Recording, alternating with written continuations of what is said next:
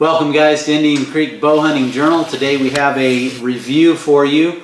6 different broadheads we're going to be reviewing and testing out for you, showing you how they work, shooting it through some ballistic gel, and see how these blades operate.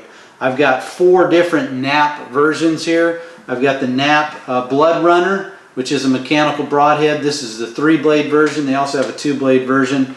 Had this given to me by a seller. They wanted me to throw this in the test, so I'll be testing that one with it. Then we have the Nap Slingblade. This is a version of, actually they got pretty much the same version, with the exception they've added the Spitfire concept to it with the 2-blade. This is the Nap Doublecross, which has the Slingblade, which actually mirrors almost the Slingblade in this version, but also has the 2 bleeder blades, which is the from the Spitfire concept of the blades that Nap makes on the Spitfire. And then we have the Titanium X, which is from TruGlo. This is a newer version that's out of this same kind of slip blade version. Then we also have the Nap Killzone, which is a broadhead that I've been using for the last 3 years now, and which has been a very reliable broadhead for me. And then also the Cabela's Instinct broadhead. We've been out hunting, of course, in Texas. The season never ends, so be sure and check out our hunting videos as well. But stay tuned for a review as well as a... Red is the color of the trail of success for the hunter who has put in the time and effort to make it happen. And red is the color of grace for the Savior who suffered and died in our place so we could be forgiven.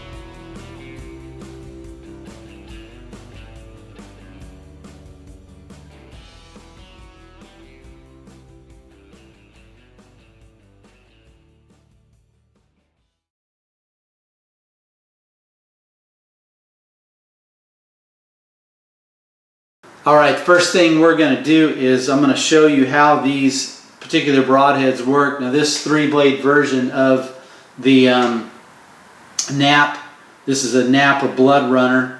They also have a 2-blade version of this, but you can see how this broadhead works. Basically it has a spring-loaded piston inside there, and when you hit the deer it opens up just like that. I think you can see that on the camera. So pretty simple concept. Then we have the Nap Slingblade. This broadhead basically opens up. It hinges at one point. Makes it a very, in my opinion, a very reliable broadhead, even though I've never shot this, because there's only one point at which there's moving parts.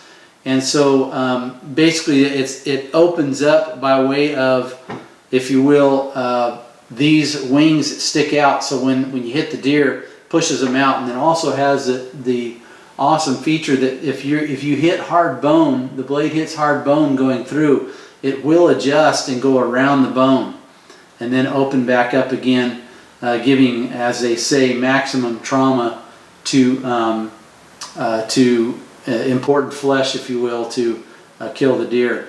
And this requires no bands or anything, which is another neat feature. The next one is the Nap Doublecross, and this is basically the Slingblade, if you will. They're almost identical as far as the Slingblade and the Doublecross. The only difference is they've added the Spitfire concept to this. These 2 blades open up like the Slingblade, but they've added these Spitfire blades to it, and they call these bleeder blades. So I'm sure this is I've never used this one either, but this is probably going to be a very devastating effect on shooting deer with it. Then next we have the Titanium X, which is by TruGlo. This is kind of the same concept as a sling blade. You can see there these two wings actually pop out just like the this one, the sling blade. But this one looks like it has a broader cut. The two blade is a 2 3/16 inch cut, they say. I kind of have my doubts as to whether this thing will stay open that wide just because of the force coming in on the blade. This thing can ebb and flow or move as it moves through the animal, again going around bone if it has to. But the resistance on the outside of this is probably going to cause it to close a little bit. That's going to be my guess, but we'll figure it out when we shoot it through the ballistic gel. We'll see what happens with that one. Then I got my trusty Nap Killzone. I've used this one the last 3 years of my hunting season, and this blade has well over a 2-inch cut. They say it has a 2-inch diameter cut, and I would definitely believe that because I've blown some holes through some deer with this broadhead, and did a review on this broadhead a couple of years ago maybe. So you can see that one as well, and you can see me shoot lots of deer with it and watch the blood fly, because this thing is pretty wicked. Now I have had blades break on this. So, and another thing is too, I've never had one of these fail to open in shooting a deer, but it does have two main moving ingredients. You have the blades popping open, whereas in the sling blade you can see it has one pivot point. This anchor point does not move down. It just simply opens by the force on the wings. But on the Killzone, once this thing pops open, because it's in a set position without any bands, once it pops open, it slips in this channel down to open all the way. Now again, I've never had one fail, but there's two moving parts as opposed to one moving part, and I think the less moving parts, the better on a broadhead. Then you have on the Cabela's Instinct broadhead. I've also used this and shot deer with it before. This broadhead is very reliable. And as far as durability, it's got a very thick furrow as well. But the one drawback to this, maybe a couple of drawbacks to this, is the fact that it has to use a rubber band to keep it in place, and also this cut is not quite as wide as I like it to be. It's an 1.75 inches cut diameter. I like it to be a little bit more than that. That's why I moved on actually to the Killzone when I was using this one. All right, so let's get outside and let's get to testing these broadheads. Okay, here we go with the first of all, the penetration test and also the cut test. We've got about a 2.5 inch piece of ballistic gel. Behind that is a 1/4 inch piece of plywood, and then a foam target. So we're going to see how much penetration we get shooting at about 6 to 7 yards. It's raining outside, so I'm in my garage. Plus, I don't want to miss the gel. Some of these broadheads, I don't know if they shoot like field tips or not, so I'm going to find out. And then after we finish with this test, we'll take the same broadheads out and shoot them at about 30 yards into the foam target, and we'll do our accuracy test to see if they shoot like a field tip. So here we go. First up is the Nap 3-blade Bloodrunner. Here we go.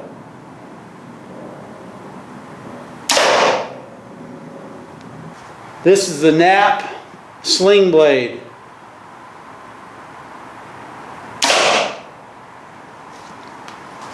This one's the Nap Doublecross.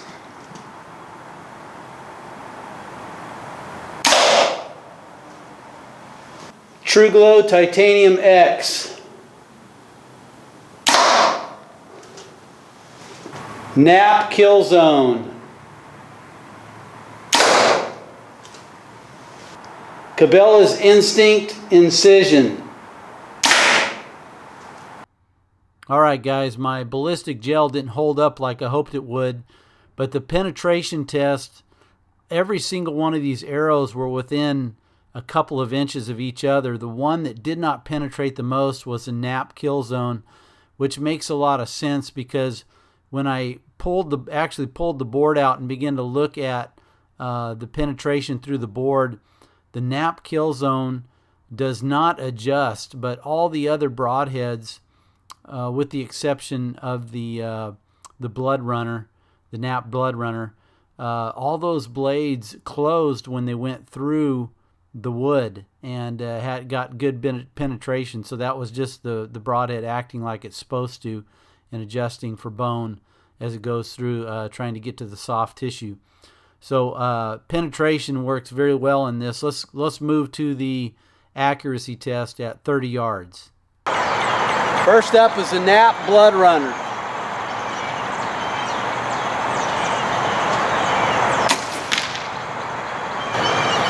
Next is the Nap Slingblade.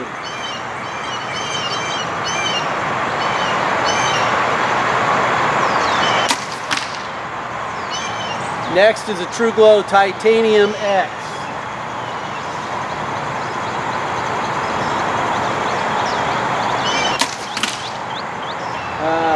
Nap Doublecross.